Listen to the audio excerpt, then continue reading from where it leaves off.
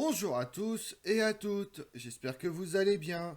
Aujourd'hui, on part sur les traces de Louis XV, longtemps impressionné par les dernières paroles de Louis XIV, son arrière-grand-père, qui l'exhorte à éviter la guerre à tout prix. Louis XV s'applique à régner aussi pacifiquement que possible. Il est en effet le premier roi de France à préserver les frontières de l'invasion de son territoire. Il profite d'une nouvelle ère de prospérité pour jeter les bases d'une réforme économique et fiscale, tout en mettant en place une administration moderne. Mais la guerre rattrape sa nature pacifique. Vous voulez en savoir plus sur Louis XV, le roi de paix? Venez avec moi. Troisième fils de Louis de Bourbon, duc de Bourgogne et de Marie-Adélaïde de Savoie, il porte le titre de duc d'Anjou, puis celui de dauphin à la mort de son frère aîné, Louis, en 1712.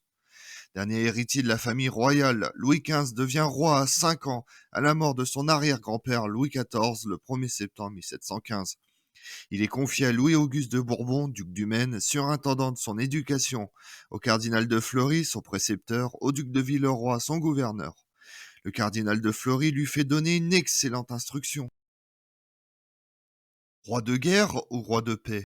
Si on confronte la politique extérieure de ce roi à sa personnalité complexe et déroutante, Louis XV est un roi intelligent, plus cultivé que ses ancêtres, mais son statut d'orphelin survivant de la famille royale l'a sans doute renforcé. Mais l'a également rendu mélancolique, sombre et fataliste, timoré, entravé par une voix cassée qui ne porte pas. Il avait du mal à imposer son avis. N'ayant pas eu à lutter pour conserver son pouvoir comme Louis XIV avec la Fronde, il n'a pas acquis une force de caractère imposant et puissant. La politique menée durant son règne est souvent dépréciée, surtout au regard du bilan de la guerre de 7 ans, résumé par des défaites cinglantes en Europe, Rosbach, Crefeld et Outre-mer perdent la plus grande partie du premier empire colonial français. Le roi semble se plaire beaucoup plus dans ses châteaux franciliens qu'aux armées, ce que déplorent de nombreux officiers. Le défaut de ces assertions est qu'elles sont souvent fondées sur une perspective théologique qui insiste sur les enjeux mondiaux de ce conflit dont l'ampleur a été constatée plus tardivement.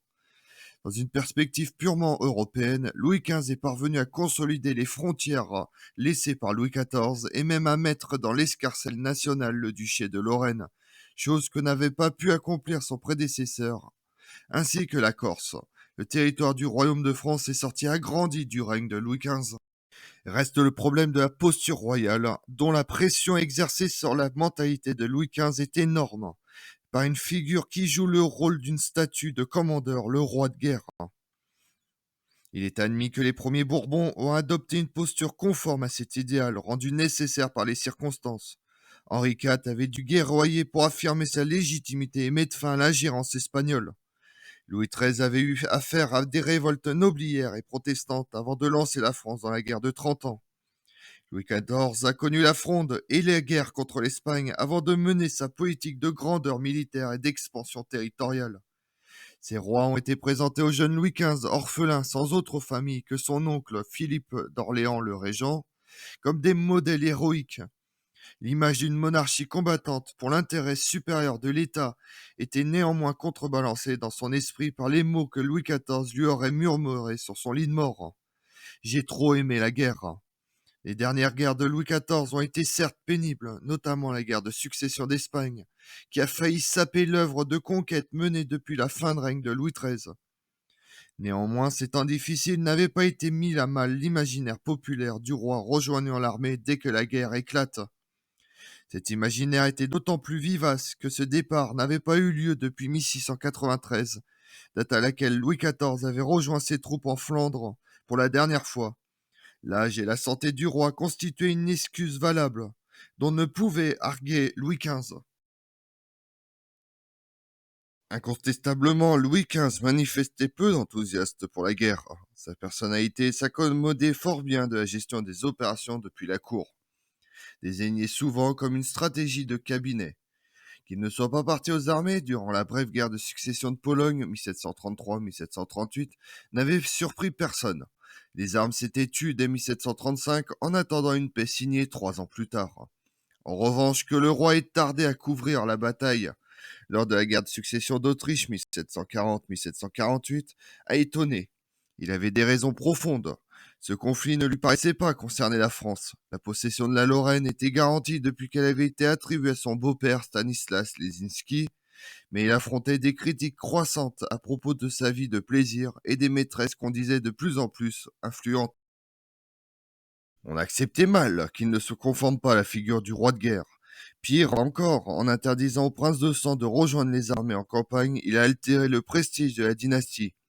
Elle qui pouvait se targuer des hauts faits du comte d'Anguin à Cérizol en 1544, du grand Condé à Rocroi en 1643, du duc d'Orléans à Cassel en 1677. Seule la menace sur les frontières du royaume de France en 1744 a poussé Louis XV à inverser tardivement la vapeur.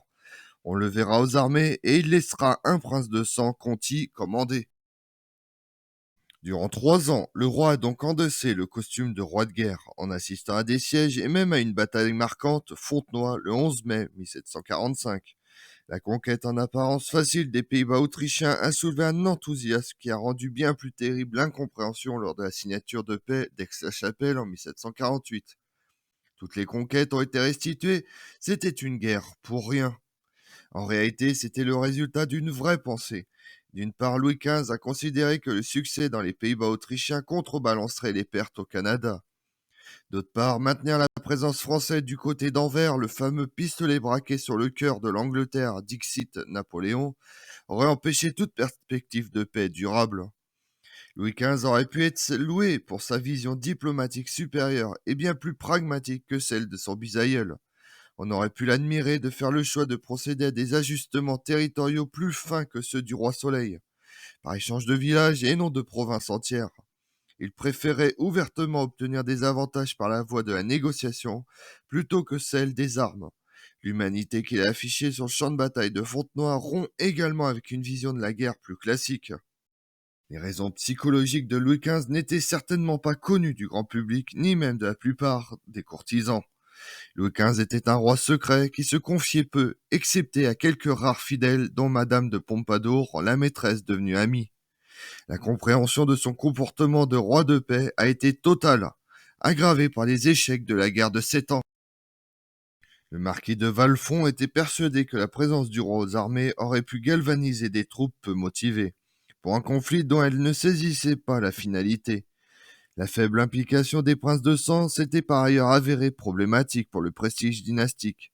Pourtant, le traité de Paris de 1763 avait sauvé l'essentiel, les frontières métropolitaines ainsi que les îles à sucre. La diplomatie française n'a jamais été humiliée. Louis XV était pragmatique. Toutefois, son dessein de faire une Pax Francia nécessitait d'être la première puissance militaire, rang que la France avait commencé à perdre à la mort de Louis XIV, et que des succès faciles jusqu'en 1748 avaient empêché de percevoir. Quelles que soient ses intentions, Louis XV a entériné une dissociation progressive entre la dynastie des Bourbons et le service militaire actif. Le prestige monarchique en a souffert. Un moment où une opinion publique de plus en plus affirmée, essentiellement à Paris, affichait un sentiment national naissant.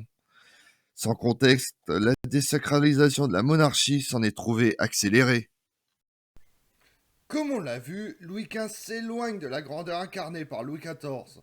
Le règne de Louis XV accuse le déclin militaire de la France. À la différence de ses ancêtres, le roi n'a pas donné l'image d'un homme de guerre, par faiblesse ou par choix. Dans tous les cas, Louis XV tente de préserver autant que possible la paix. Je vous remercie d'avoir suivi cette vidéo en ma compagnie. Si vous voulez connaître mes autres vidéos, retrouvez-moi sur ma chaîne YouTube Tout sur l'Histoire avec Damien et sur les réseaux sociaux Twitter et Instagram Histoire Damien. Et pensez à liker, commenter et vous abonner. Je vous remercie à tous.